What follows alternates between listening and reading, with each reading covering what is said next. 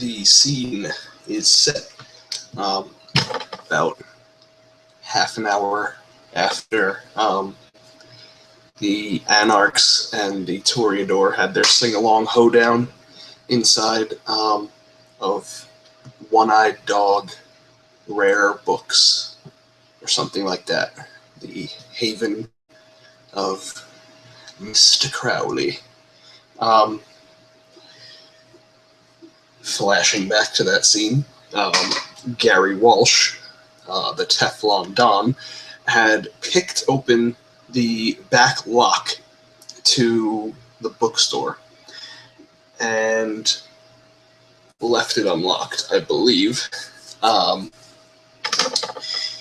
And then, after exchanging some pleasantries, Mr. Crowley had to leave in sort of a rush and gave Nick DiForno, as long as he did not make a mess, that is the condition, full hospitality within his haven.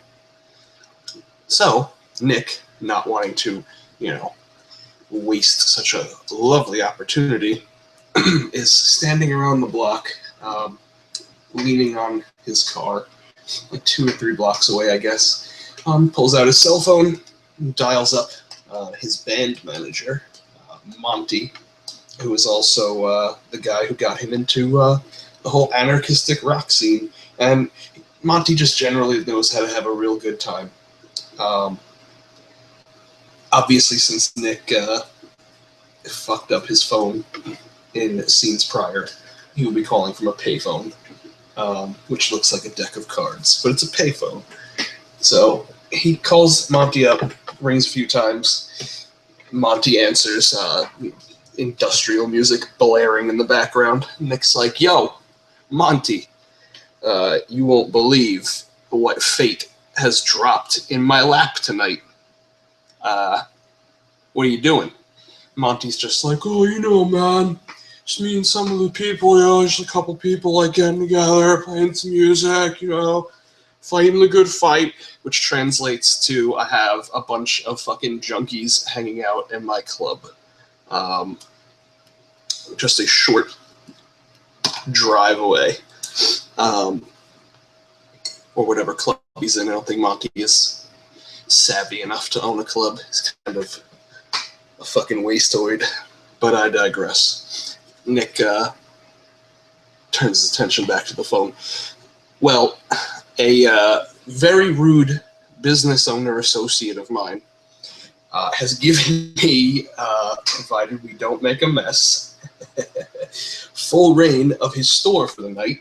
I was just thinking, it's the weekend. Why don't we, get together and jam a little bit or something? Invite a couple of people, but don't let it get too ridiculous. Maybe just like 2 or 3 bands, all the chicks that you can find, obviously, and whoever else decides to come by. I mean, I'm pretty sure as long as they don't make a mess, we can do whatever we want. So free for all. Anyway, here's the address, and he'll relay the address of One-Eyed Dog Books, and he'll wait a minute for Monty and his friends to show up. So Nick just chills in his car listening to, I guess, Slayer,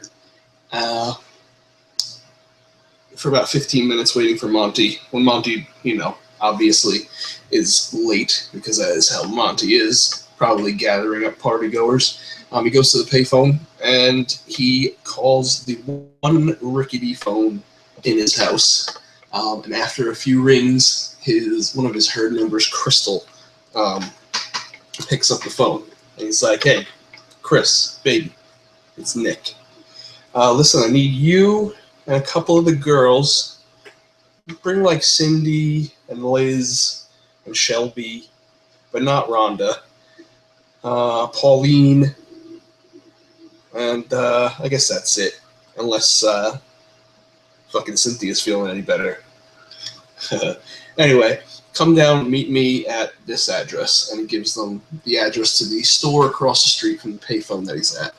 A short while later, a couple members of his herd come pulling up.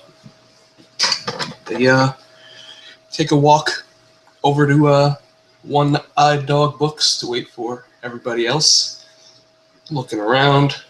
And then they will go around the back the same way that Gary went in the last scene to the back of One-Eyed Dog Books.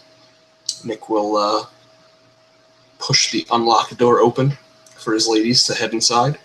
He'll head inside himself, and they'll all kind of look to him for leadership. And he'll just be like, all right, ladies, I want you to go around. I want you to take all the covers off the books. Yeah. Take them all off the books and put them neatly in this drawer. He'll like reach into a drawer as he goes over to the front of the building, looking out and noticing that now that, you know, a significant portion of time has passed, a few of the partygoers starting to show up. He'll head out the back door and usher them around so that they don't come towards the front of the store, into the back alleyway, and into the back of the store, while the chicks are busy taking the book covers off and piling them neatly in a drawer. Nick turns to the group of people, rowdy, punk rock people, some smoking cigarettes and doing bumps of coke off keys and stuff. And I'm gonna activate my awe. Some little charisma performance.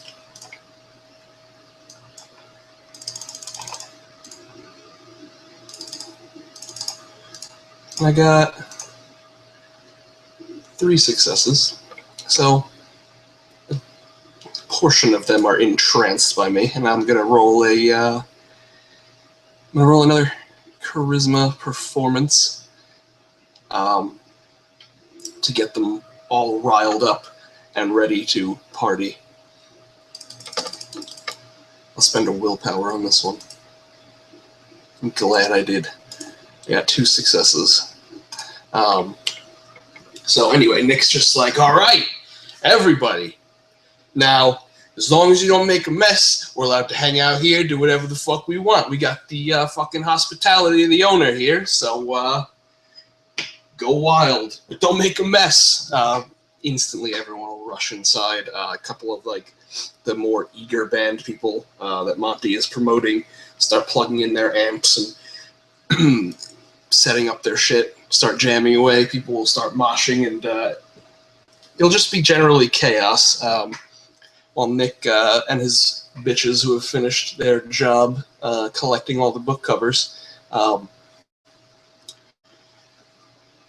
going to go on a beer run to the applause of everyone in the place, although many of them have brought their own party favors. So basically, with this chaos going in the store, Nick and his girls will walk out the back. Nick will remember something, reach into his wallet, pull out a $1 bill and a Sharpie, and write on it, "Thanks for the hospitality. I really appreciate it. Your books have made us all much smarterer and more cultured. Heart, N.D." And he will go inside, and he will go up to the register and just lay it across the register.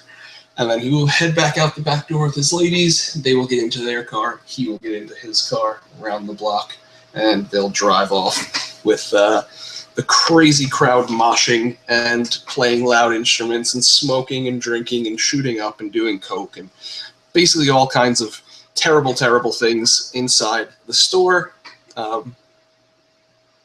Nick will drive down the road in his nice car to, I guess, back towards the Anarchs, stopping somewhere along the way to make a phone call, an anonymous tip that there may be some felonious activity going on at the One-Eyed Dog bookstore shop, and the scene will end